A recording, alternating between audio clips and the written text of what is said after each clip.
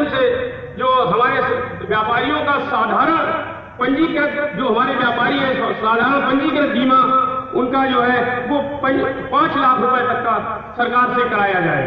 जो पंजीकृत व्यापारी है हमारे, उनका साधारण 5 लाख रुपए तक का बीमा कराया जाए। ये हमारा माननीय अध्यक्ष जी से विनम्र अनुरोध निवेदन है। धन्यवाद। जय व्यापारी, जय व्यापार मंडल। 5वां महामंत्री हूँ। मेरे से पहले पिछले 5 दशकों में या 4 दशकों में जब से भी व्यापार मंडल शाहजहांपुर में हुआ है, बना है, तब से मैं देख रहा हूँ शुरू से। और अरे यहाँ मीटिंग है व्यापार मंडल की, मैं उनका भी स्वागत करता हूँ। धन्यवाद।